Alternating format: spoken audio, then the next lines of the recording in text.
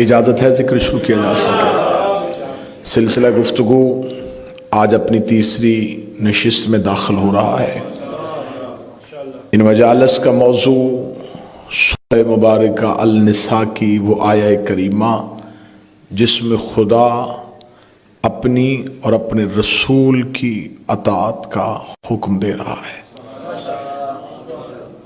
اور اسی آیت کے ضمن میں ہماری مسلسل گفتگو اس بات پہ ہو رہی ہے کہ سیدہ صلوات اللہ علیہا کی زندگی صرف ایک شخصیت نہیں بلکہ ایک تحریک ہے۔ سیدہ کی شہادت کے اندر وہ سیدہ کی تحریک کے راز چھپے ہوئے ہیں، جسے دشمن تو انحراف کرتا ہے لیکن ان سے محبت کرنے والے بھی بہت کم ہیں جو اس تحریک کی معرفت رکھتے ہیں۔ کوئی بھی تحریک تب تک نہیں ہوتی جب تک اس کا محرک نہ ہو۔ جس نے اس تحریک کو چلانا ہو اس کا ہونا، تحریک سے پہلے محرک کا ہونا ضروری ہے۔ دوسری وجہ، تحریک کے لیے کسی نہ کسی مقصد کا ہونا ضروری ہے۔ نہ بغیر محرک کے تحریک چلتی ہے، نہ بغیر مقصد کے تحریک چلتی ہے۔ محرک نہیں ہوگا تو تحریک کون چلائے گا؟ مقصد نہیں ہوگا تو کس لیے چلائے گا؟ پھر اس مقصد کو پانے کے لیے اگر کوئی قربانیاں دی جاتی ہیں تو وہ قربانیاں ذات کی نہیں ہوتی، مقصد کے لیے ہوتی۔ بچوں کو سمجھانے کے لیے آسان مثال دوں کہ جب پاکستان کو علیحدہ ملک بنایا گیا تو یہاں محرک تھا قائد اعظم، مقصد تھا آزادی، اور تحریک تھی تحریک پاکستان۔ پھر اس تحریک کے اندر جتنی بھی شہادتیں ہوئیں، جتنی بھی قربانیاں ہوئیں، انہیں یہ نہیں کہا جائے گا فلاں شخص کی قربانی، فلاں شخص کی قربانی، انہیں کہا جائے گا تحریک آزادی کی قربانی۔ جناب سیدہ نے رسول کے فوراً بعد ایک تحریک کا آغاز کیا۔ میرا خیال ہے کہ آپ انتہائی عمدہ طریقے سے سن رہے ہیں، تو یہیں پہ نتیجہ دینا چاہیے۔ سیدہ کی تحریک اتنی آفاقی تحریک تھی کہ اسی تحریک کے ایک نقطے کا نام کربلا ہے۔ اس تحریک کا آغاز جس کی قربانیاں کربلا میں ہوئیں، جس کی قربانیاں بغداد میں ہوئیں، جس کی قربانیاں آج تک ہو رہی ہیں، ان تمام قربانیوں کی جو سب سے پہلی محرکہ تھی وہ رسول کی بیٹی تھی، جس نے اس آفاقی تحریک کا آغاز کیا تھا۔ تو آپ ایام فاطمیہ میں جناب سیدہ کی مظلومیت سن کے معاف کر کے تحریک سیدہ کو اتنا مختصر نہ کیجئے گا کہ سیدہ کی تحریک گھر سے لے کے دربار تک تھی۔ نہیں، سیدہ کی تحریک گھر سے دربار تک نہیں ہے، سیدہ کی تحریک اب قیامت تک چلے گی۔ تو اب جو بات میں نے پہلے کہی، غیر شیعہ نے تو سیدہ کے مقصد کو سمجھا ہی نہیں، انہوں نے تو سیدہ کی اس تحریک کو مانا ہی نہیں، لیکن جنہوں نے سیدہ کو مانا انہوں نے بھی تحریک کو مختصر کیا۔ تو اگر کسی تحریک کو مختصر کر دیا جائے تو بھی اس تحریک کے ساتھ ظلم بھی ہے اور زیادتی بھی ہے۔ آئیے اس تحریک کا دو نقطے میں پڑھ چکا اور آج ہم تیسرے نقطے کی جانب جائیں گے۔ رسول اللہ نے اپنے آخری حج کے موقع پہ حجۃ الوداع پہ ایک عالمگیر خطبہ ارشاد فرمایا، اور اس میں رسول اللہ نے قیامت تک کے لیے اسلام کے تمام مسائل اور تمام احکامات بیان کر دیے۔ اور اس کے بعد رسول اللہ نے صرف وہ احکامات ہی بیان نہیں کیے بلکہ رسول اللہ نے اپنے بعد اپنے جانشین اور پھر اس کے بعد آنے والے جانشینوں کا تذکرہ بھی کر دیا۔ यहीं रसूल के इस खुतबे के बाद आयत कुरानी आ गई, अल यौम अकमलतु लकुम दीनुकुम, आज के दिन हमने इस दीन को मुकम्मल कर दिया। मैंने कल के मजलिस में कहा था कि हम पे एतराज करने वाला यह कहता है कि जब नबी कागज कलम मांग रहे थे तो जब आयत आ गई थी कि हमने दीन मुकम्मल कर दिया है तो किस चीज की जरूरत थी नबी को लिखवाने की? दीन तो मुकम्मल हो चुका है। आपने शायद आयत पूरी नहीं पढ़ी। खुदा इस आयत में कह रहा है वल्लाहु यासिमुका मिनन नास, अल्लाह तुम्हें इंसानों के खतरे से बचाएगा। रसूल ने अहकामात बताए थे, खतरा अभी बाकी था। मैंने पहली मजलिस में पढ़ा कि रसूल अल्लाह ने ताकीद की, हुक्मन कहा, जोर दे के कहा, वाजिब की नीयत से कहा कि जाओ करे उसामा में। इतना ताकीदी हुक्म था, मुसलमानों ने नहीं माना, रूबरदानी कर दी। फिर मैंने कल की मजलिस में पढ़ा कि रसूल ने अगला हुक्म दिया कि मुझे कागज कलम दो ताकि मैं कुछ लिख के दूं। फिर मुसलमानों ने रूबरदानी कर दी। अब यहां पर मैं आज की मजलिस में आगाज करने लगा हूं कि आखिर कौन सी वजह थी कि जो असहाब रसूल के लब हिलने का इंतजार करते थे कि रसूल कोई हुक्म करे और हम पूरा करें, जिन्होंने रसूल के कहने पे बुत छोड़े, जिन्होंने रसूल के कहने पे बेटियां जिंदा करना छोड़ी, जिन्होंने नबी के कहने पे गैरुल्लाह का सजदा छोड़ा, जिन्होंने नबी के कहने पे शराब के मटके घरों से निकाले, जिन्होंने नबी के कहने पे जुआ बुत परस्ती छोड़ी, जिन्होंने नबी के कहने पे नमाजें पढ़नी शुरू की, रोजे रखने शुरू किए, इतना सब कुछ नबी के कहने पे कर दिया। आखिर में क्या मजबूरी बनी थी कि सब कुछ नबी के कहने पे करते रहे? बुत छोड़ना ज्यादा मुश्किल था कागज कलम देने से। जो करीब बैठे, जो नौजवान बैठे, ये इस फिक्र में मेरा साथ दीजिएगा। वो आदतें जो गुमराही के जमाने में पड़ी हो, उसे बढ़ापे में आके छोड़ना। बढ़ापे में सिर्फ उम्र ही पुख्ता नहीं होती, आदतें भी पुख्ता हो जाती। और पुख्ता आदतों को छोड़ना यह मुश्किल था, बजाय किसी लश्कर में चले जाने के, शाह साहब कागज कलम देने के। तो आखिर उन मुसलमानों ने इतनी बातें नबी की माननी थी, ये बातें क्यों नहीं मानी? इसको समझने के लिए मेरी कौम के बच्चों हमें पीछे जाना पड़ेगा कि आखिर हमें थोड़ा पीछे जाके देखना पड़ेगा कि कौन सा ऐसा वाकया रूनुमा हुआ है जिसकी वजह से जो सारी बातें मान रहे थे अब कोई भी नहीं मान रहे।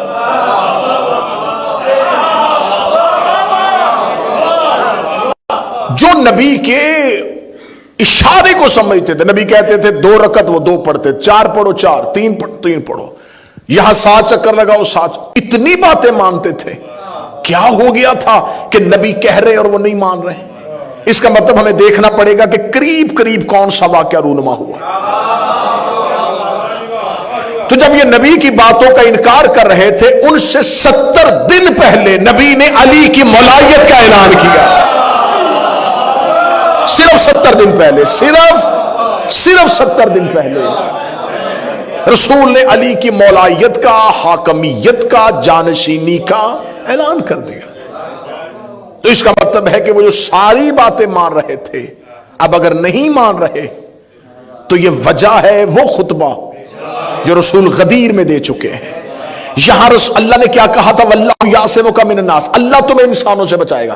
किबला तशरीफ फरमाई, यहां पर खुदा नबी से यह नहीं कह रहा है कि मैं तुम्हें किसी को जिस्मानी नुकसान नहीं पहुंचाने दूंगा। क्या किसकी जरूरत थी कि नबी के बदन को नुकसान पहुंचा दे? जिस्मानी नुकसान की बात नहीं हो रही।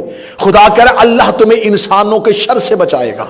यहां बदन की बात नहीं हो रही, यहां नबुव्वत की बात हो रही है। क्योंकि यह सिर्फ नबी की नबुव्वत नहीं है, यह पूरे का पूरा कार रिसालत है। और यह कार रिसालत, इसमें आदम की मेहनत, नूह की मेहनत। अगर यह नबी ना होता, कौन आज मूसा को मानता? कौन आज इब्राहिम को मानता? कौन आसमानी किताबों को मानता? ये वो नबी था जिसने तौरात भी मनवाई, अंजील भी मनवाई, ज़बूर भी मनवाई, मूसा भी मनवाया, योशा बिन नून भी बनवाया, इब्राहिम भी बनवाया, इस्माइल भी बनवाया। इसका मतलब है इस नबी की जिंदगी के अंदर सारे नबियों की जिंदगी बंद थी। इस नबी के अंदर पूरा इस्लाम बंद था। जिस नबी के अंदर पूरा इस्लाम बंद था, अल्लाह उसे कह रहा था या अय्युहर रसूल बल्लिग मा उनज़िला अलैका, अगर तूने ये ना पहुंचाया तो फिर तूने कुछ भी नहीं पहुंचाया। इसका मतलब है कि विलायत अली से सिर्फ रसूल अल्लाह की रिसालत खतरे में नहीं जा रही, आदम की नबूवत खतरे में है, इब्राहिम की मेहनत खतरे में है, ये 1.25 लाख अंबिया की मेहनत खतरे में है। खुदा कह रहा है कि अगर तूने ये ना किया तो कुछ भी ना किया, ये ना किया तो कुछ भी ना किया। ये फर्क है नबी में और उम्मत में। अल्लाह नबी को कहता है अगर ये ना किया तो कुछ भी ना किया। जो ना करने से अल्लाह कह रहा है कि तूने कुछ भी नहीं किया। उम्मत ने सब कुछ किया, बस वो नहीं किया।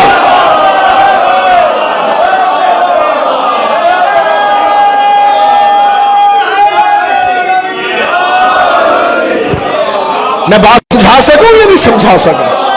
कितना फर्क है। बिस्मिल्लाह, कितना फर्क है कि अल्लाह कह रहा है अगर ये ना किया कुछ नहीं किया। उम्मत ने बाकी सब कुछ किया, वो नहीं किया जिसकी वजह से अल्लाह कह रहा है कुछ भी नहीं किया। अब खुदा कह रहा है कि मैं तुम्हें बचाऊंगा। इसका मतलब है कि कार रिसालत बंद है विलायत अली में। तकरीरें खत्म हो रही हैं, दिन थोड़े रह गए हैं। इसका मतलब है कि दीन पूरा बंद है निजाम विलायत के साथ, क्योंकि अल्लाह ने अब नबी कोई नहीं भेजना। अब आगे इमामत का सिलसिला शुरू हो। अब जो अल्लाह पहुंचा चुका है यह नाफिज करने का वक्त है। विलायत है, नबुव्वत का काम है सिर्फ पहुंचाना, इमामत का काम है उसको नाफिज करना। अब नबी की नबुव्वत में और इमाम की विलायत के दरमियान एक गैप है। नबी कह रहा है कि जिसने इस निजाम को नहीं माना उसने कुछ भी नहीं माना। नबी की नबुव्वत और इस निजाम विलायत के दरमियान उम्मत आके खड़ी हो गई। उम्मत ने कहा कि हम नबी का इस निजाम को इस विलायत के निजाम के साथ मरबूत नहीं होने देंगे। अल्लाह ने कहा था कि मेरा मोहम्मद तू ना घबराना, तू चला भी गया, तूने दुनिया छोड़ भी थी, मैं इस निजाम को बचाऊंगा। ले मैं तकरीर का पहला, आज की तकरीर का पहला जुमला अपने जिगर से निकाल के तुम्हारे अज़हान आलिया के हवाले करने लगाओ। अल्लाह ने कहा मेरा मोहम्मद अगर तू आ भी गया ये फिर भी इस निजाम का कुछ नहीं कर सकते, क्योंकि मैं तुम्हें बचाऊंगा। वो जो अल्लाह ने कहा था मैं बचाऊंगा, उस मैं को फातिमा कहते हैं। वो उस अल्लाह की मैं को, ये उस अल्लाह की मैं का नाम फातिमा।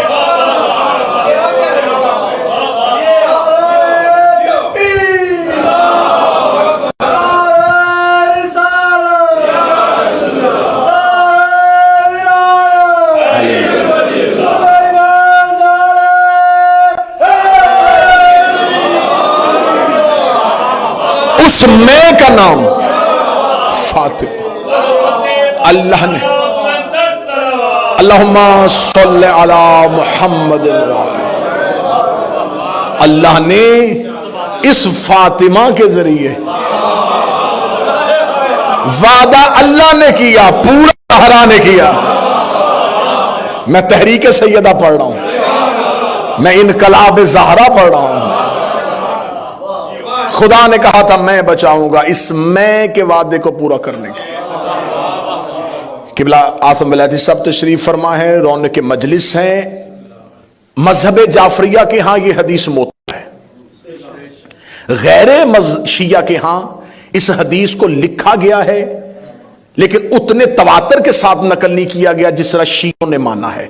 लेकिन यह गैर शिया की किताबों में भी यह हदीस موجود ہے. نبی نے ایک حدیث قدسی کو بیان کیا.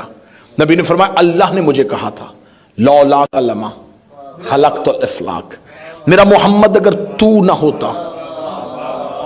یہ شیعوں کے ہاں مستند ہے، اس پہ شیعوں کے ہاں کوئی جھگڑا نہیں ہے. سب شیعوں نے اسے صحیح مانا ہے کہ یہ صحیح ہے اور تواتر کے ساتھ یہ نقل ہوئی ہے اور اسے حدیث قدسی کی حیثیت ہے. اگر آپ نے ہزاروں دفعہ سنی ہے لیکن آپ نے آدھی سنی، میں پوری پڑھنے لگا. فرمایا میں زمین و آسمان پہ کچھ نہ بناتا اگر تجھے نہ بناتا، کیونکہ یہ سب کچھ تیری وجہ سے. اگر تو نہیں ہوگا تو اس نظام کو چلائے گا کون؟ یہ نظام ہستی، یہ نظام ہست و بود، یہ نظام گیتی، یہ نظام آب و گل، یہ قائم ہی تیری وجہ سے، کیونکہ تو اس کا رسول ہے. پھر خدا نے فرمایا میرا محمد اگر میں علی کو خلق نہ کرتا تو تجھے بھی خلق نہ کرتا. یہاں معاذ اللہ نبوت کو کمزور یا مفضول نہیں کیا جا رہا، یہاں اعلیٰ کیا جا رہا ہے کہ اگر یہ علی نہ ہوتا تو تو نے جو نظام پہنچایا تھا اسے لے کے کون چلتا؟ تو اگر اس نظام کو میں نے آگے نہ چلانا ہوتا، میں تجھے نہ بناتا، کائنات نہ بناتا اگر تو نہ ہوتا، تجھے نہ بناتا اگر علی نہ ہوتا. قرآن یہاں لے آؤ، میں سر پہ رکھ کے حدیث پڑھتا ہوں. فرمایا اگر فاطمہ نہ ہوتی میں تجھے اور علی دونوں کو نہ بناتا.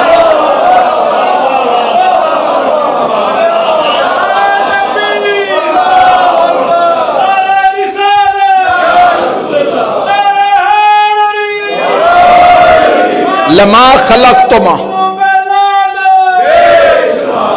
لما خلقتما، میں تم دونوں کو نہ بناتا اگر زہرا کو نہ بناتا. اس لیے کہ تو نے پہنچانا ہے، علی نے نافذ کرنا ہے، زہرا نے بچانا ہے. اس کا مطلب ہے کہ اس کائنات میں زہرا کی حیثیت ایک بیٹی کی نہیں، ایک زوجہ کی نہیں، ایک ماں کی نہیں. بی بی کو اللہ نے وہ منصب دے کے بھیجا ہے جس سے اس نے نبوت کو بھی بچانا ہے اور امامت کو بھی بچانا. تحریک سیدہ سنیے گا، انقلاب زہرا سنیے گا. یہ ہے مشن زہرا، یہ ہے سیدہ کو زمین پر اتارنے کا مقصد. اس وجہ سے اللہ نے زہرا کو زمین پر اتارا تاکہ وہ اس نظام کو بچا سکے. اب آئیے تاریخ کا سفر کرتے ہیں کہ بی بی نے اس نظام کو بچایا کیسے. نبی نے پہنچا دیا اور اعلان کر دیا کہ یہ نظام اب آگے چلے گا. امت اس نظام کے سامنے آ کے کھڑی ہو گئی کہ یہ جو تو نے غدیر میں کہا ہے نا، ہم اس نظام کو نافذ نہیں ہونے دیں گے. اب نبی کا کام تھا صرف پہنچانا، اب اگلے آنے والے امام کا کام تھا کہ اسے نافذ کرنا ہے. اب امت کے سامنے نبی نہیں آیا، جو بیٹھی ہے موضوع سننے کے لیے وہ چل رہے ہیں، جو موضوع سن رہے ہیں وہ چل رہے ہیں. اب امت کے سامنے نبی نہیں آئے، علی نہیں آئے. اب اسی نے آنا تھا جس کے ذمے تھا بچانا. اچانک دربار میں نہیں گئی،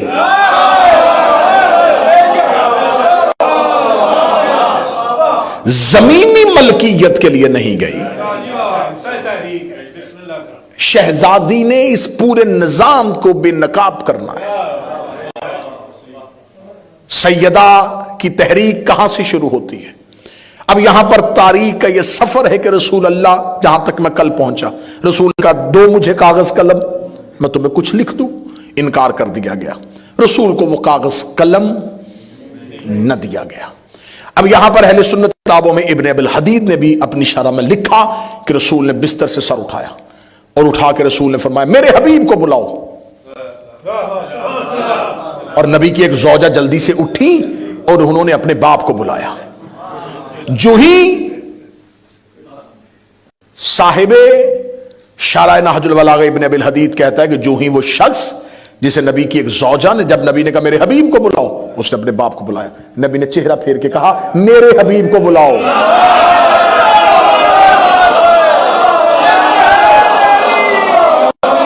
میں شرح نہج البلاغہ سے پڑھ رہا ہوں، ابن ابی الحدید معتزلی سے پڑھ رہا ہوں۔ یا بائیں جانب سے دوسری پیغمبر کی زوجہ اٹھی، انہوں نے اپنے باپ کو بلایا، نبی نے سارا آسمان کی طرف کر کے کہا کوئی میرے حبیب کو بلاؤ۔ جب دونوں بزرگ شرمندگی سے حجرے سے نکل رہے تھے، زہرا نے دروازے پہ کہا یا علی بابا بلا رہے ہیں، یا علی آپ کو بابا بلا رہے ہیں۔ حق وہ ہے جو غیر کی زبان سے نکلے، آپ کو بابا بلا رہے ہیں۔ رسول اللہ نے مولا علی کو بلایا، اور رسول اللہ نے اپنے دونوں ہاتھ بستر پہ بیماری کی وجہ سے لیٹے ہوئے تھے، رسول اللہ نے شدت مرض کو چھوڑا اور اپنے دونوں ہاتھ مولا علی کے بلا تشبیہ کاندھوں پر رکھے، کاندھوں پر رکھنے کے بعد اپنی چادر کو اپنے اور علی کے سر کے اوپر دیا، اور جو انہوں نے نہیں لکھا تھا وہ علی کو سنایا۔ کوئی بندہ بیٹھا ہے جو محنت کی قدر کر سکتا ہو؟ جو لکھا نہیں گیا تھا وہ علی تک پہنچایا۔ کافی دیر نبوت اور امامت ایک دوسرے کے ساتھ یوں ہی بغل گیر رہی، آخر مولا امیر المومنین نے رسول کو سہارا دے کے رسول کا سر مبارک تکیے پر رکھا۔ یہاں پر ایک مجھے روایت کا اور پوسٹ مارٹم کرنا ہے۔ کہا جاتا ہے کہ نبی نے آخری وقت میں ایک صحابی جس کا نام ابو بکر ابن قحافہ تھا، اس سے اپنی جگہ پہ مصلی عبادت پہ نماز جماعت کی امامت کے لیے کھڑا کیا تھا۔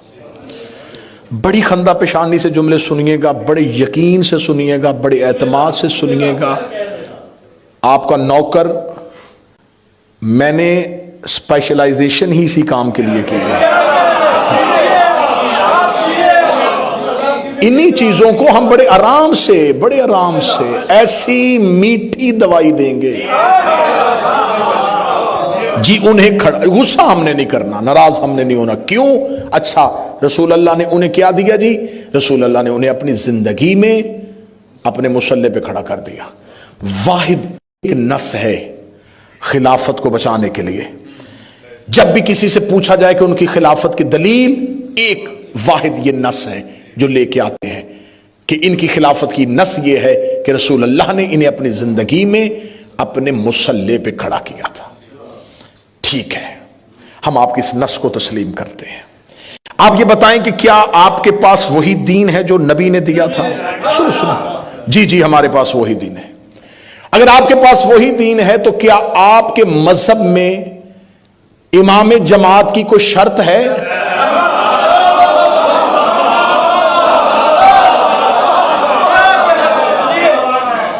ہاں، اگر تو آپ کے ہاں یہ رول ہے کہ امام جماعت کی یہ شرائط ہے، تو پھر مان لیتے ہیں کہ آپ کے پاس آپ نے نبی کا دین فالو کیا ہے، تو نبی نے بھی اتنے صحابہ میں سے ایک قابل کو چنا، تو آپ نے بھی اس کے بعد ایک قابل کو چنا۔ جب آپ مصلی پہ کھڑا کرتے ہوئے صرف عمر دیکھتے ہیں،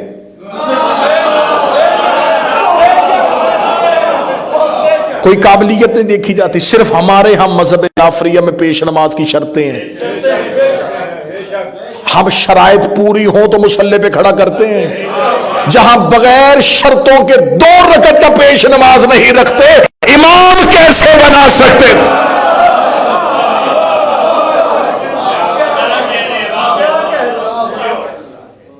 یہ ایک نص ہے کہ جس وجہ سے انہیں، اور جب اس کو پڑھا گیا تو اس کے لیے اتنی حدیثیں، خود ہی اتنی کنفیوژن پیدا کی ہوئی ہے کتابوں میں کہ ایک حدیث ہے کہ رسول نے کہا تھا، ایک حدیث کے نہیں رسول نے نہیں کہا. رسول کے اس وقت حجرے میں عبداللہ ابن زمان کھڑا تھا. رسول نے اسے کہا کہ کون ہے مسلمانوں کو جماعت کروائے گا؟ تو وہ باہر گئے اور باہر جا کے اس نے ان کو کھڑا کر دیا. اور بعد میں اس نے کہا کہ مجھے تو رسول نے کہا ہی نہیں تھا، میں نے اپنی مرضی سے آپ کو کھڑا کیا تھا. اتنی کنفیوژن ہے کہ کوئی ایک بھی حدیث مجھے صحیح لا کے بتائے کہ یہ ایک حدیث ہے جس کو تمام نے مستند کہا ہے اور تمام نے اس پر اجماع کیا ہے کہ یہ حدیث ہمارے ہاں معتبر ہے. 7 سے زیادہ حدیثیں تو میں بیان کر سکتا ہوں. کوئی حدیث نبی کی بیوی کی بیان کر رہی ہے، وہ کہہ رہی ہے کہ نہیں مجھے کہا گیا تھا.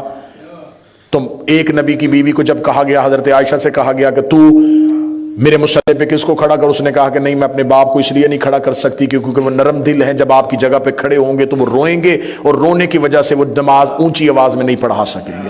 یہ حدیث اہل سنت کی کتابوں میں آئی ہے. ہاں اس طرح بھی حدیث آئی ہے، میں ساری بیان کر دوں. اس طرح بھی حدیث آئی ہے، اس طرح بھی روایت آئی ہے کہ اس لیے انہیں کھڑا نہیں کیا گیا کہ انہوں نے کہا کہ وہ روئیں گے اور رونے کی وجہ سے ان کے حلق سے آواز نہیں نکلے گی اور مسلمان نماز کیسے پڑھا سکے. پھر مختلف جگہوں پہ مختلف قسم کی روایتیں آئیں. کوئی ایک روایت تو آئی نہیں، کوئی ایک نص تو آئی نہیں جس پہ ہم دلالت کر سکیں، ہم اسے مان سکے کہ اس وجہ سے. اچھا آپ کہتے ہیں کہ انہیں رسول نے تجویز کیا تھا، تو جس رسول نے اپنے بعد میں بڑی اہم بات نوٹ کروانے لگا، جس نبی نے اپنے بعد اپنے جانشین کا فیصلہ امت کے حوالے کیا تھا، اس نے مصلی پہ نماز پڑھانے والے امام کا امت کے حوالے کیوں نہیں کیا؟ نبی کو چاہیے تھا، نبی کہتے کہ جاؤ جا کے خلیفہ تو بعد میں تم نے میرا چننا ہے، تو مسجد میں کھڑے ہو کے جس کو تم لوگوں نے چننا ہے اسے مصلی پہ کھڑا کر دو. اچھا 2 رکعت کی نمازیں پڑھانے کے لیے تو نبی فیصلہ کرے کہ کون جائے گا.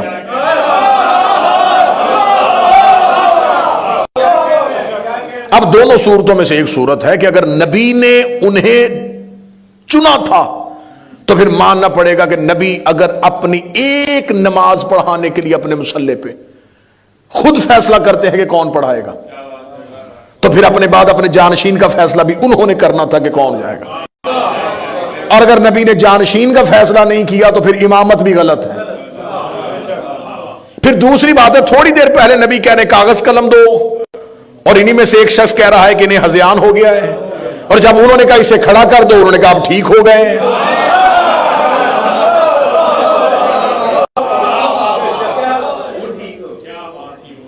پھر تھی اگلی دلیل کہ کیا نبی کی زندگی میں ساری ہی نبی کی غیر موجودگی میں نمازیں وہ پڑھاتے تھے؟ جب رسول سفر پہ جاتے تھے تو ہر نماز تو نبی نے، جب رسول مدینہ سے چلے جاتے تھے کسی نہ کسی سفر میں جاتے تھے، اتنے غزوات کے اندر رسول گئے تو اپنے بعد رسول کسی نہ کسی کو تو کھڑا کر کے جاتے تھے کہ تم میرے بعد مدینے کے لوگوں کو نماز پڑھانا. تو پھر چاہیے تھا وہ سارے ہی آتے. بھئی اگر خلیفہ بننے کی شرط یہی ہے کہ جسے نبی نے اپنی زندگی میں مصلی دیا ہو تو سب سے پہلے ابن مکتوم کو آ جانا چاہیے تھا کہ مجھے نبی کہہ کے گئے تھے کہ تو بھی نماز پڑھا. سارے وہ صحابی آ جاتے جنہیں نبی نے اپنی زندگی میں کہا تھا کہ تم نماز پڑھا دو. تو پھر یہ فیصلہ آخری والے پہ کیوں ہوا؟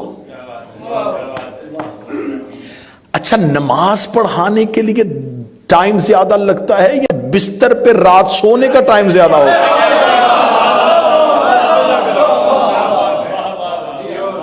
جو 10 منٹ کے لیے نماز کے لیے مصلی پہ آئے اس کے لیے شرط ہو گئی کہ یہ نص ہے خلافت کی، تو جسے اپنے بستر پہ لٹایا تھا.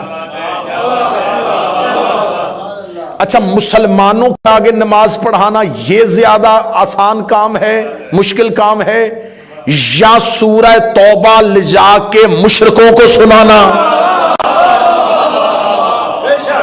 یہ مشکل کام ہے؟ تو یہی صحابی لے کے گئے تھے، آدھے رستے میں علی نے پکڑی ہے. ہاں ابن عیسی نے لکھا ہے، اسحاق نے لکھا ہے، تمام مورخی نے لکھا، آدھے رستے میں گئے تھے یا پیچھے سے علی گئے. فرمایا رسول نے حکم دیا یہ مجھے دے. کیوں؟ رسول نے تو مجھے بھیجا ہے. فرمایا رسول نے کہا تو اس کی تبلیغ نہیں کر سکتا کیونکہ یہاں پر اللہ نے مشرکین کی مذمت کی ہے. مشرکین کی مذمت کرنی ہے، ان کے سامنے جا کے کھڑے ہو کے کہنا دیکھو ہمارے اللہ نے تمہارے پر یہ لعنت بھیجی ہے، اللہ نے تمہیں اس لہجے سے پکارا ہے، ایسا نہ ہو کہ تم کہیں جا کے وہاں قرآن کی آیت پڑھنی شروع کرے اور آگے سے کوئی مشرک ہی کھڑا ہو کے کہہ دے آج مذمت کر رہا ہے، کل ہمارے ساتھ بتوں پوچھ رہا تھا۔ مذمت وہ کرے گا جس نے زندگی میں کبھی سے۔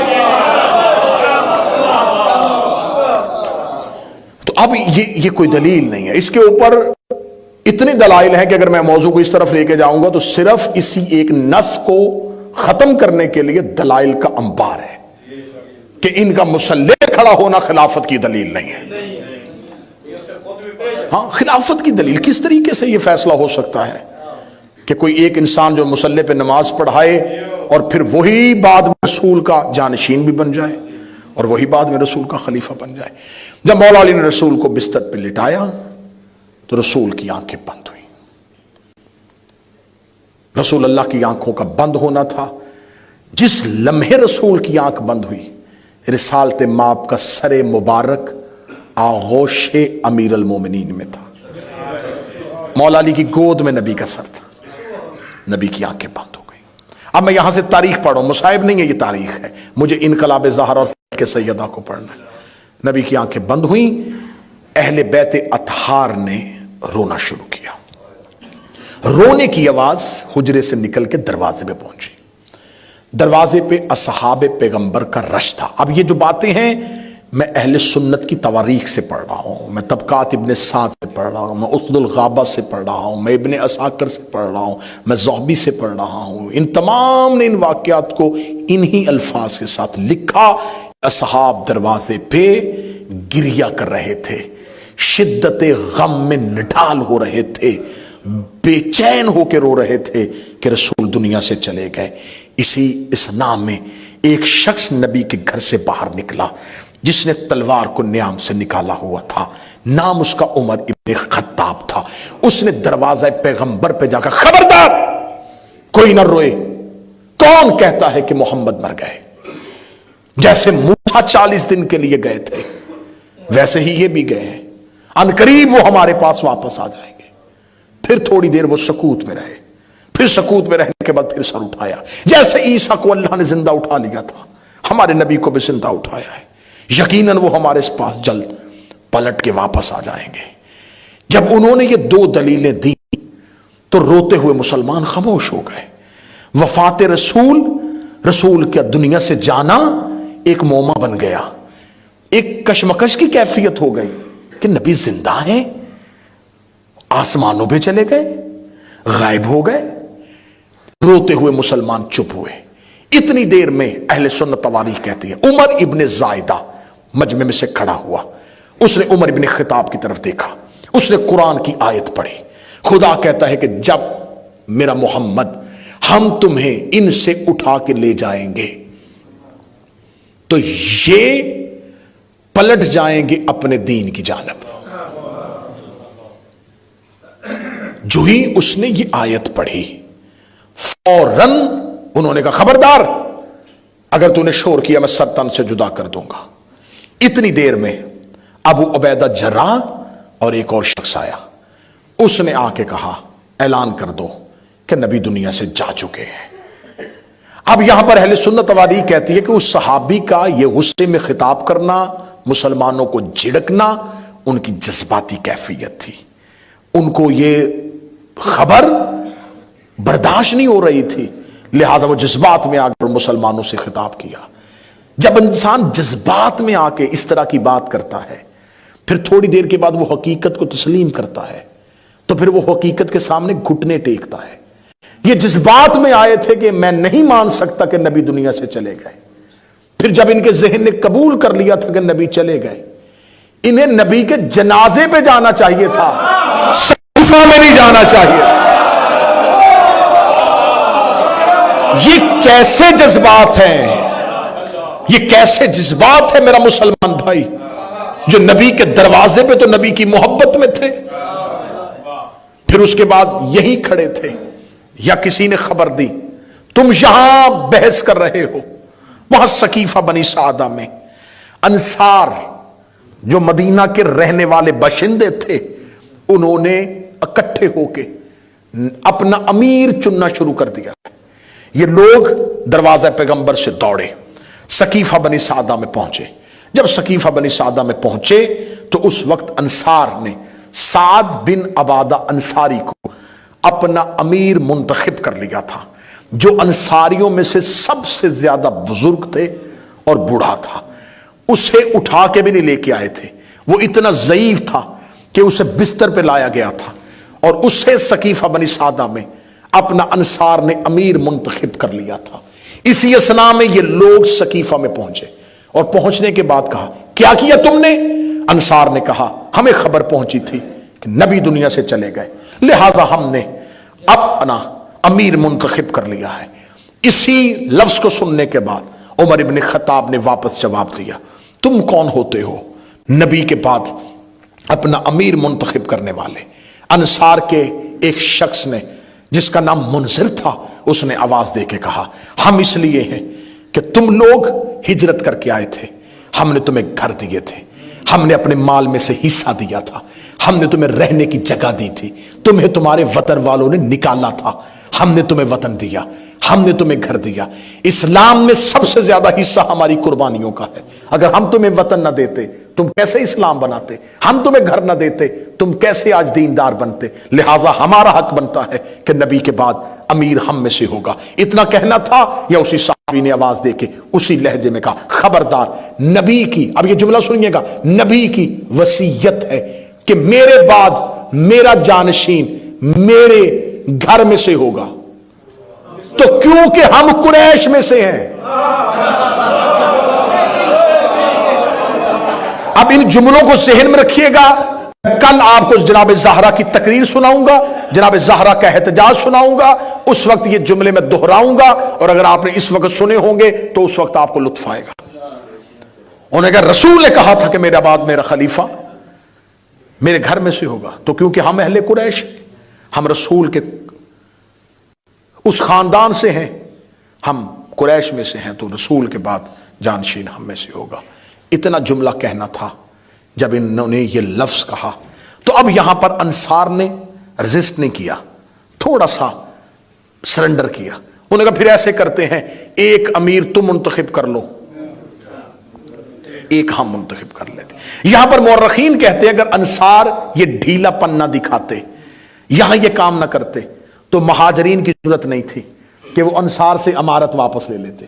جب انہوں نے خود ہی انہیں ایک آپشن دے دیا کہ ایسا کرو، ایک امیر تم میں سے ایک ہم میں سے، فوراً اس صحابی نے تقریر کرتے ہوئے کہا یہ کیسے ہو سکتا ہے، امت ایک ہو امیر دو ہو جائیں، لہٰذا میں نہیں سمجھتا کہ تم میں سے امیر ہو، امیر ہم میں سے ہوگا۔ کون امیر ہوگا یہ کہنا تھا۔ انہوں نے ساتھ کھڑے ہوئے صحابی جس کا نام عبداللہ ابن عثمان ابن عامر تھا، جسے لوگ ابو بکر کہہ کے یاد کرتے ہیں، اس کا ہاتھ پکڑا اور پکڑ کر بلند کیا، فرمایا رسول کے خاندان میں سے بھی ہے، رشتہ داری بھی ہے، بزرگ بھی ہیں، معتبر بھی ہیں، میں بھی اس کی بیعت کرتا ہوں، تم بھی اس کی بیعت کرو۔ یہاں پر یہ تقریر یہاں تک پہنچی تھی، یا سب سے پہلے ابو عبیدہ جرح نے اپنا ہاتھ اٹھایا اور اس کے ہاتھ پہ دے کے اس کی بیعت کر لی۔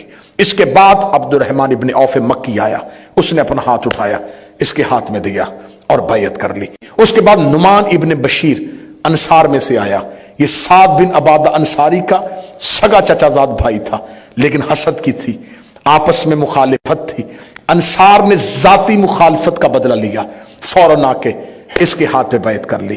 جب نعمان ابن بشیر نے بیعت کی تو انصار کے نوجوانوں نے آ کے بیعت کرنی شروع کر دی۔ وہاں پر مسلمان ایک دوسرے کے ساتھ دست و گریبان ہونا شروع ہو گئے، حتیٰ کہ سعد بن عبادہ انصاری کو سقیفہ بنی سعدہ کے اندر اہل سنت طریق کے لفظ پڑھ رہا ہوں، حرف پڑھ رہا ہوں اہل سنت طریق سے، سعد بن عبادہ انصاری جیسے بوڑھے صحابی کو ٹھڈوں کے ساتھ مارا گیا، اسے لاتوں کے ساتھ مارا گیا، اسے زخمی کیا گیا۔ اس کا بیٹا قیس اپنے باپ کو گھسیٹ کے ان سے بچاتا ہوا اپنے گھر واپس لے کے گیا۔ آخری لمحے تک سعد بن عبادہ انصاری نے بیعت نہیں کی تھی خلیفہ کی، پھر اس نے مدینہ چھوڑ دیا تھا اور رستے میں تھا، اور اس کو کہیں سے ایک تیر آیا تھا جو اس کے سینے پہ لگا اور یہ موقع پہ مر گیا۔ آج تک مورخ کہتے ہیں کہ سعد بن عبادہ انصاری کو جنوں نے مارا تھا۔ ہاں آج تک ہر طریقے میں ہے کہ جنات نے، جنوں نے مار دیا، کیونکہ اس کے قاتل کا نہیں پتا کہ کہاں سے تیر آیا اور لگا اور یہ مر گیا. تو جب تیر پھینکنے والا کوئی نہیں تھا تو پھر ہم یہ طے کر لیا کہ اس کو جنوں نے مارا تھا. یہ کہتے اس کو جنوں نے مارا تھا. یہ ہمیں پتا ہے کہ کنوں نے مارا تھا. یہ ہمیں پتا ہے کہ اسے کنوں نے مارا تھا. کس نے مارا تھا, کس کا تیر تھا, اگلی تقریروں میں شاید نام بھی آ جائے کہ کون تھا وہ تیر پھینکنے والا. آخر سعد بن عبادہ انصاری کو زخمی حالت میں اس کا بیٹا قیس لے کے وہاں سے چلا گیا. یہ حالت ہو رہی ہے ثقیفہ میں. یہاں مہاجر انصار ایک دوسرے کو گالیاں دے رہے, ایک دوسرے کے گریبان پکڑے, قبائلی تعصب کی وجہ سے لڑائی شروع ہو رہی. ادھر رسول کے گھر میں حالت کیا ہے؟ حضرت عبداللہ ابن عباس, حضرت عباس ابن عبد المطلب, فضل ابن عباس, قسم ابن عباس, علی ابن ابی طالب رسول کو غسل دے رہے ہیں. میں فضائل پڑھ رہا ہوں ابھی تک. رسول کو غسل دیا جا رہا ہے. جب رسول کا غسل مبارک مکمل ہو گیا, مولا علی نے حکم رسول کے مطابق رسول کو کفن دیا. کفن مبارک مرتب ہو گیا, کفن دیا جا چکا. جب رسول کی تکفین مکمل ہو گئی تو اب آیا رسول کے جنازے کا وقت. اب یہاں اصحاب پریشان تھے کہ رسول کا جنازہ کون پڑھائے گا. آخر وہ جو گھر کے اندر موجود تھے انہی میں سے ایک نے پوچھا, یا علی, رسول کا جنازہ, نماز جنازہ آپ پڑھائیں گے؟ علی نے فرمایا, کس میں اتنی صلاحیت ہے کہ وہ نبی کے آگے کھڑا ہو سکے؟ نبی کی زندگی میں کوئی نبی کے آگے کھڑا نہیں ہو سکتا, اور نبی کے جانے کے بعد کوئی نبی کے بدن پہ امامت نہیں کر سکتا. کیونکہ آج بھی ہم جو نماز جنازہ پڑھتے ہیں, اگر آپ اس کی تکبیروں کا اردو اور انگلش ٹرانسلیٹ دیکھیں تو یہ نماز کی تکبیریں اس میت کے لیے دعا ہے, اس کی بخشش کی دعا ہے. تو کون ہوتا ایسا جو نبی کے جنازے پہ کھڑا ہو کے نبی کی بخشش کی دعا کرتا؟ پھر مولا علی سے پوچھا گیا, یا علی پھر کیا کریں؟ فرمایا, ایک ایک کر کے رسول کے چہرے کی زیارت کرو, اور تمہارا نماز جنازہ یہ ہے کہ رسول کی میت پہ حاضر رہو. حاضر ہونے کے بعد اس آیت کو پڑھو, ان اللہ و ملائکۃ یصلون علی النبی یا ایھا الذین آمنوا صلوا علیہ وسلموا تسلیما. اس آیت کو دہراتے جاؤ اور نبی کے جنازے سے جاتے جاؤ. تمہارا نبی کے جنازے پہ حاضر ہو کے یہ درود پڑھ دینا ہی تمہارے لیے کافی ہے. یہاں یہ حالت ہو رہی تھی. اب وہاں ثقیفہ بنی سعدہ میں طے ہو گئی تھی خلافت. اسے جسے خلیفہ بنایا تھا لے کے مدینے کے بازار سے نکلے. جو شخص سامنے سے چلا رہا تھا اسے پتہ نہیں تھا, اس کا ہاتھ پکڑا, ہاتھ پہ رکھا, چل تیری بیعت ہو گئی, ادھر آ, بیعت ہو گئی. یوں یقین کیجئے میں بالکل حقائق پڑھ رہا ہوں, یوں جو سامنے آنے والا اسے پتہ ہی نہیں تھا کہ کیا ہو رہا ہے. انہیں یہی خبر نہیں تھی مدینے والوں کو کہ رسول دنیا سے چلے گئے ہیں. یہ سب کچھ کیا ہو رہا ہے؟ یہ مدینے میں بھگدڑ کیسی مچی ہوئی ہے. میں حسینیہ اسلامک مشن بریڈ فورڈ میں یہ باتیں اپنی زندگی میں ریکارڈ بنا کے جا رہا ہوں. یہ سب کچھ رسول کے جانے کے بعد اچانک نہیں ہوا. غدیر سے لے کے رسول کی شہادت تک پوری پلاننگ کے ساتھ ہوا تھا. ورنہ اتنی جلدی کسی کا منتخب ہو جانا, کسی کا وزیر خزانہ بن جانا, کسی کا چیف جسٹس بن جانا, اتنی جلدی عہدوں کی تقسیم کروا دینا, یہ کچھ کیسے ممکن تھا؟ مہاجرین طے پا چکے تھے, جس انصار سے بیعت لینی تھی وہ طے ہو چکے تھے. کیونکہ غدیر سے آنے کے بعد یہ ساری پلاننگ ہو رہی تھی, ووٹیں توڑی جا رہی تھی, لوگ اکٹھے کیے جا رہے تھے, ملایا جا رہا تھا کہ ہم نے نبی کے بعد کیا کرنا ہے. یہ سب کچھ ادھر ترتیب پا رہا تھا. موضوع سے آپ متفق ہیں؟ یہ سب کچھ بس میں بالکل ختم کر رہا ہوں. یہ سب کچھ کیونکہ کل مجھے جناب سیدہ کے دربار میں پہنچنا ہے, بی بی کی تقریر اور بی بی کی اس تحریک کے منطقی نتائج آپ تک پہنچانے ہیں. جب یہ سب کچھ ہو رہا تھا علی اپنے گھر میں خاموش تھے, پوری ذمہ داری کے ساتھ. بمثل قرآن یہ کتاب سامنے موجود ہے. اہل سنت نے بھی لکھا کہ رسول کا تدفین, رسول کا دفن ہونا رسول کی رحلت کے 3 دن بعد ہوا. اہل سنت لکھا, ابن خلدون نے لکھا 3 دن تک نبی کا جنازہ, نبی کے گھر میں رہا. سب نے لکھا کہ 3 دن تک نبی کا جنازہ نبی کے حجرے میں پڑا رہا. آج کسی میت کو بغیر سرد خانے کے ایک رات کوئی گھر میں رکھے نہیں رکھ سکتا. فوراً کسی سرد خانے کا اہتمام کرو, کسی کولڈ سٹور کو ڈھونڈو, کیونکہ میت سے بدبو آ جائے گی. رسول کا جنازہ اس گرمی کے موسم میں 3 دن تک گھر کے اندر ہے. یہ میں مذہب شیعہ کی وکالت نہیں کرنے لگا, غیر کو اس کے گھر سے اعتراض کرنے لگاؤ, جواب دینے لگاؤ. جس نبی کا جنازہ گرمی کے عرب کے تپتے ہوئے موسم میں 3 دن اپنے گھر میں پڑا رہا, اس سے بخار میں ہذیان کیسے ہو سکتا؟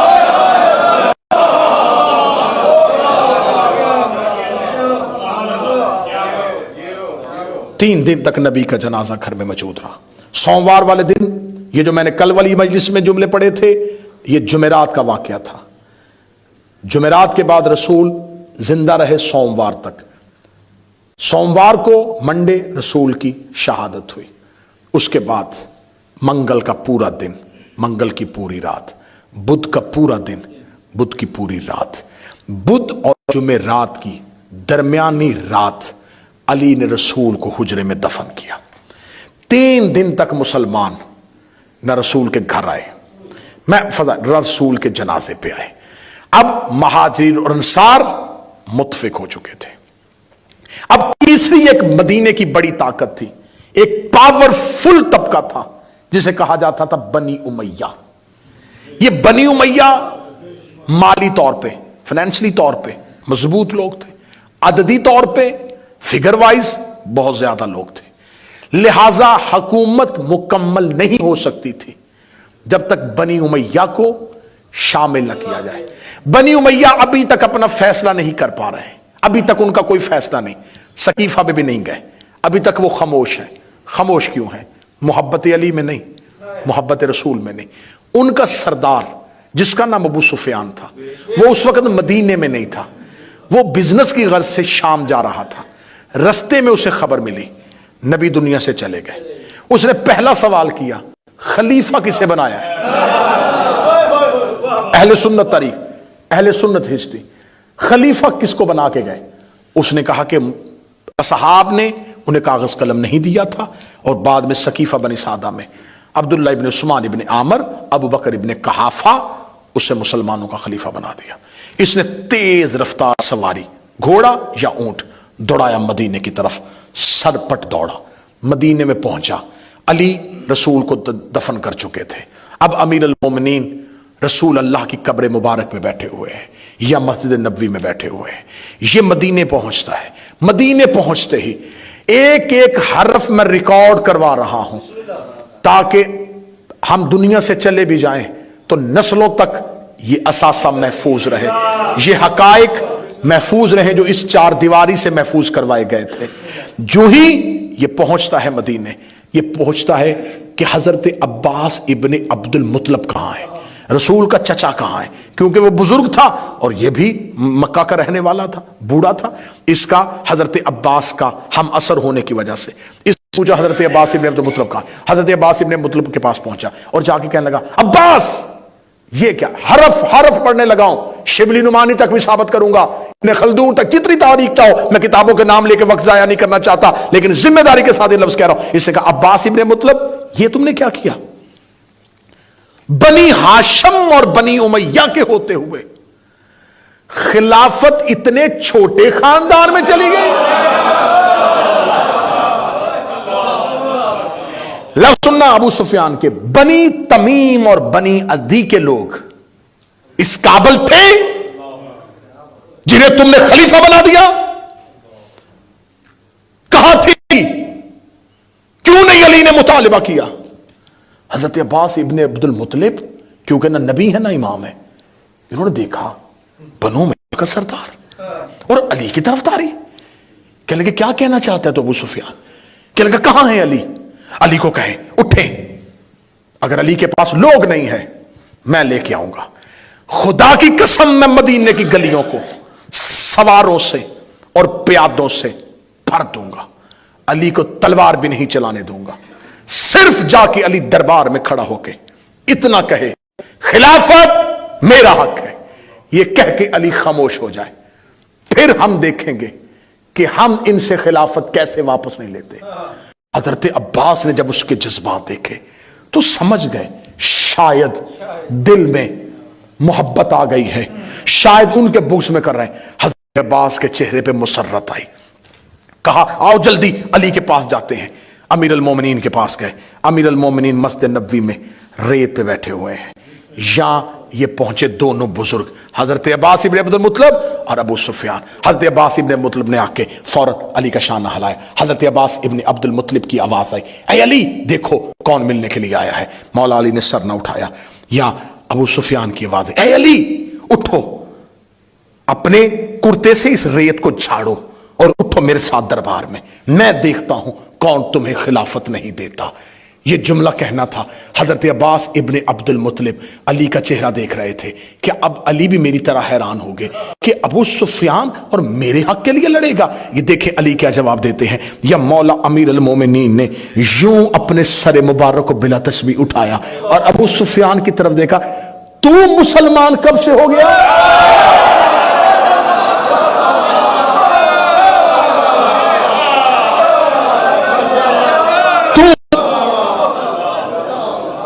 مسلمان کب سے ہو گیا؟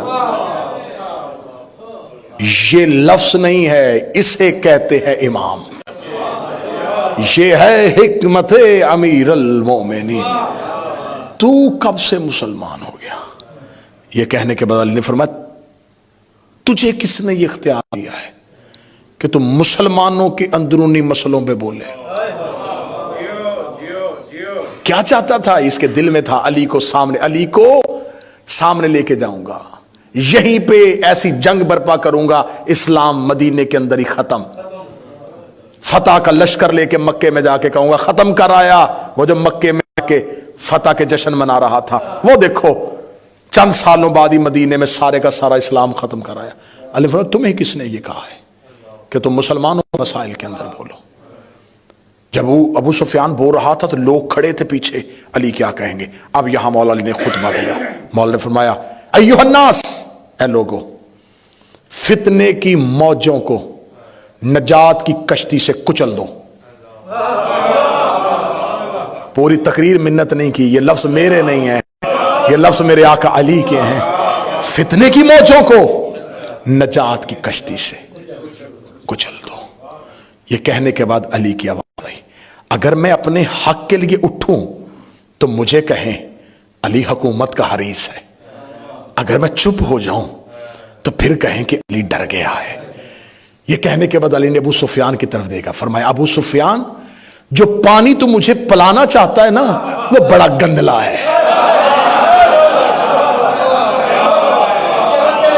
جو لقمہ تو مجھے کھلانا چاہتا ہے نا، یہ حلق سے اترنے والا نہیں ہے۔ یہ کہہ کے علی نے اگلا لفظ کہا، فرمایا، اگر میں نے لڑنا ہی ہے تو بھول گئے ہو تم بدر اور احد؟ بھول گئے ہو تم بدر اور احد؟ یہ کہنے کے بعد علی نے فرمایا، یہاں یہ جملہ جو آپ کو ممبر سے سنایا جاتا ہے، یہ مولا علی نے ابو سفیان کے سامنے کہا تھا۔ علی نے فرمایا، مجھے موت سے کیا ڈر، قسم ہے اس خدا کی، علی موت سے ایسے محبت کرتا ہے جیسے بچہ اپنی ماں کے سینے سے محبت کرتا ہے۔ علی کو موت سے کوئی ڈر نہیں، علی کو کوئی اندیشہ نہیں کہ علی موت پہ جا پڑے یا موت علی پہ آ پڑے۔ یہ جملے کہہ دیے مولا علی نے۔ اب یہاں پر بنی امیہ کا سردار سخت رنجیدہ ہوا، سازش تو کامیاب نہ ہوئی، علی تو سازش کا مہرہ نہ بنا۔ پھر یہیں سے اہل سنت طریقے کہتی وہ گیا اور سیدھا دربار میں گیا، دربار میں جا کے کہنے لگا، تمہیں کس نے ضرورت دی بنی امیہ کے مشورے کے بغیر خلیفہ بنو؟ انہوں نے کہا تمہارا ہی انتظار کر رہے تھے۔ کس چیز کا؟ امیر بنتے ہوئے انتظار کیا؟ انہوں نے کہا چھوڑ امارت کو، ہم یہ چاہتے ہیں بیت المال تیرے حوالے کر دے۔ یہیں سے بیت المال آج سے تیرا، جہاں چاہے مال تقسیم کر، جسے چاہے عہدے دے، جسے چاہے گورنر بنا۔ اب میرا سوال ہے اہل سنت مسلمانوں سے کیمرے کی موجودگی میں، جہاں تک دنیا میں آواز سنی جائے گی، بنی امیہ کی سازش دو لوگوں کے سامنے گئی، دونوں میں سے علی نے کیا جواب دیا اور ادھر سے کیا جواب ملا؟ اب بتاؤ اسلام کس نے بچایا تھا؟ اب یہ میری قوم کے بچے جو سوال کرتے ہیں، جو سوشل میڈیا پہ بیٹھتے ہیں، جن کو سوال پوچھا جاتا ہے تلوار علی نے کیوں نہیں اٹھائی، تلوار علی نے کیوں نہیں اٹھائی، تلوار علی نے کیوں نہیں اٹھائی، ان بچوں کو میں تاریخی اعتبار سے سمجھاؤں گا تو شاید جلدی نہ سمجھے۔ میں 1 یا 2 منٹ میں آپ کی زحمت تمام کر کے مصاحب تلاوت کرنے لگا ہوں۔ اگر کسی جگہ پہ مثلا ہماری شیعہ قوم کے کہیں پہ کوئی کٹ ہو جائے کہ شیعہ حقوق کے لیے ایک تنظیم بننی چاہیے جو شیعہ حقوق کا خیال کرے، جو شیعہ رائٹس کے لیے بات کرے، جو شیعہ نوجوانوں کی تعلیم کے لیے، جو عزاداری کی ترویج کے لیے کام کرے، تو یہ سوچ بڑی اچھی ہوگی۔ جب یہ تنظیم بنے گی، اس تنظیم کے لیے ایک منشور لکھا جائے گا، ایک نصب العین لکھا جائے گا کہ اس تنظیم نے کیا کیا سب کام کرنے ہیں۔ جب یہ منشور لکھا جاتا ہے پھر عہدے بنائے جاتے ہیں کہ تم صدر ہو، تم نائب صدر ہو، تم جنرل سیکرٹری ہو، تم خزانچی ہو، تمہارے ذمہ یہ کام، تمہارے ذمہ یہ کام، تمہارے ذمہ یہ کام، اور کرنا کیا ہے؟ اس منشور پر عمل کرنا ہے۔ اب یہ منشور جہاں جہاں شیعہ رہتے ہیں ان تک پہنچاؤ، انہوں نے بتاؤ کہ ہم نے تنظیم کی تشکیل دے دی ہے، ہم اس حقوق کے لیے لڑیں گے۔ وہ منشور کی کاپیاں تقسیم ہو جاتی ہیں، تقسیم ہو کے گھروں تک پہنچ جاتا ہے۔ اسی تنظیم کا پہلا اجلاس ہوتا ہے، پہلے ہی اجلاس میں عہدوں پہ لڑائی ہو جاتی ہے، نائب صدر صدر کو مارنا شروع کر دیتا ہے، ایک دوسرے کے دستوں گریبان ہو جاتے ہیں، اتنی لڑائی ہوتی ہے کہ ایک دوسرے کو زخمی کر دیا جاتا ہے۔ خبر ہر شیعہ کے گھر پہنچ جاتی ہے، وہ جو تنظیم بنی تھی نا ان کی آج لڑائی ہو گئی ہے۔ وہ جو گھر میں منشور پڑا ہوتا ہے نا، سب سے پہلے بندے اسے پھاڑتے ہیں۔ اب اس منشور کا کیا فائدہ؟ جنہوں نے بڑی محبت سے بنایا تھا یہ تو آپس میں لڑ پڑے۔ رسول اپنی زندگی میں اسلام یمن تک لے گئے تھے، قرآن مصر تک چلا گیا تھا، آیتیں دمشق میں پڑھی جا رہی تھی، انہوں نے نبی دیکھا نہیں تھا، صرف منشور گیا تھا۔ اگر انہیں خبر ہوتی کہ مدینے میں لڑائی ہو گئی ہے، یہ اپنے گھروں میں قرآن چلا دیتے۔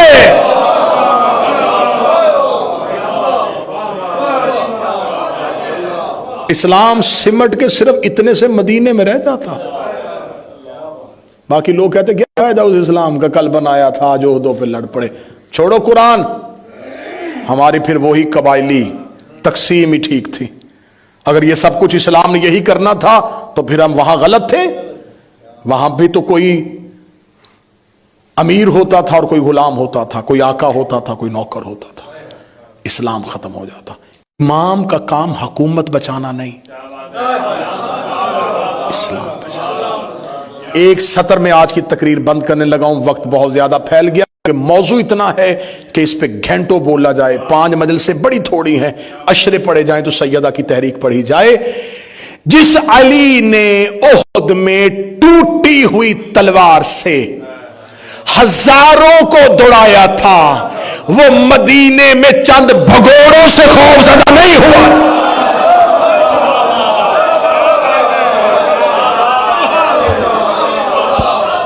اسے کوئی خطرہ نہیں تھا، لیکن وہ علی صرف اور صرف حکومت کو قربان کر رہا تھا اسلام کے لیے۔ علی خاموش اپنے گھر میں چلے گئے۔ اب مدینے میں خاموشی ہے، علی کے پاس لوگ نہیں ہیں، وہاں رونق لگی ہوئی ہے، روزانہ بیعتیں ہو رہی ہیں، عہدے تقسیم ہو رہے ہیں۔ نبی کے گھر میں خاموشی ہے، نبی کے حجرے میں بیٹی باپ کی جدائی میں رو رہی ہے۔ صبح سے مدینے کی مسجد میں بیٹھا ہوا تنہا علی شام کو گھر آتا ہے، دروازے پہ رسول کی بیٹی علی کا انتظار کرتی ہے۔ میں مصاحب شروع کرنے لگا ہوں۔ علی کا پہلا قدم دروازے پہ آتا ہے، وہ نبی کی بیٹی اٹھتی ہے، علی کا ہاتھ تھامتی ہے، تھام کے علی کو علی کے حجرے تک لے کے آتی ہیں۔ حجرے میں آ کے علی کو علی کی مسند پہ بٹھا کے کہتی ہے میں نے سنا ہے مدینے کے لوگ آپ کو سلام نہیں کرتے۔ یہ جملہ نہیں ہے، یہ درد کا پہاڑ ہے۔ میں نے سنا ہے مدینے کے لوگ آپ کو سلام نہیں کرتے۔ روتے ہوئے علی کی آنکھیں زہرا کی طرف جاتی ہیں، رو کے کہتی صرف سلام ہی نہیں، اگر میں کسی کو سلام کروں بھی وہ مجھے جواب نہیں دیتے۔ زہرا اپنی چادر تطہیر سے علی کے آنسو صاف کرتی ہے، رو کہتی یا علی آپ نہ روئیں، ہمیں ان کے سلام کی کیا ضرورت، ہمیں اللہ سلام کرتا ہے، ہمیں ملائکہ سلام کرتے ہیں، ہمیں فرشتے سلام کرتے ہیں۔ یا علی ابھی زہرا زندہ ہے، میں تحریک زہرا پڑھ رہا ہوں، شیعو سب کچھ بھول جانا، زہرا کی اس تحریک کو نہ بھولنا۔ شاید تمہیں یوں زہرا کی تحریک کوئی نہ سنائے۔ رسول کی بیٹی روزانہ علی کا ہاتھ پکڑتی، ہاتھ پکڑ کے گھر سے لے کے آتی، مدینے کے ایک ایک دروازے پہ جاتی، انصار کے گھروں کے دروازے پہ دستک دیتی۔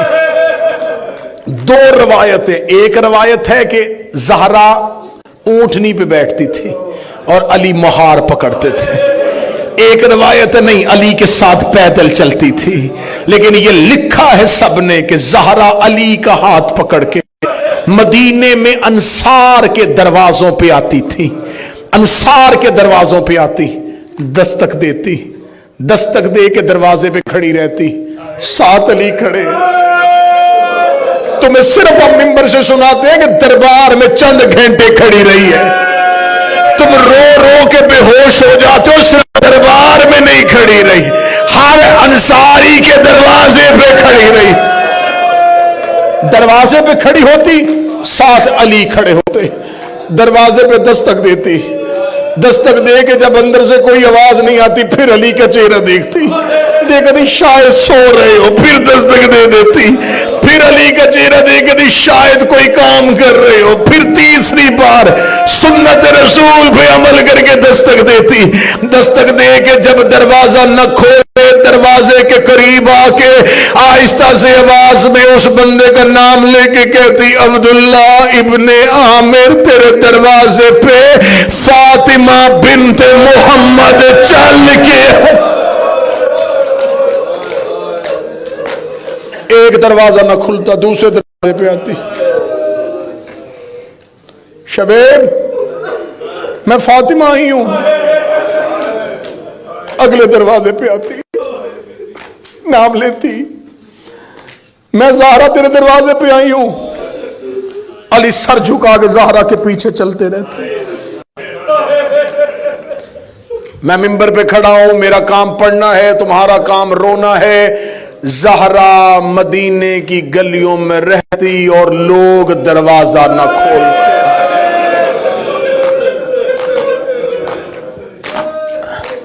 اگلی صبح پھر علی کا ہاتھ پکڑتی، پھر چلی جاتی، پھر دروازوں پہ جاتی۔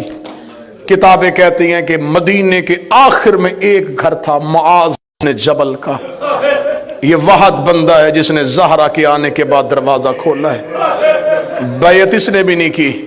دروازے پہ آیا، چادر میں لپٹی، علی کا ہاتھ پکڑا ہے، معاذ نے دروازہ کھولا، زہرا کو تھوڑا سکون ہوا، دیکھتی معاذ تو بھی بھول گیا غدیر میں میرے بابے کا خطبہ، میرے بابا نے علی کی بیعت کروائی تھی۔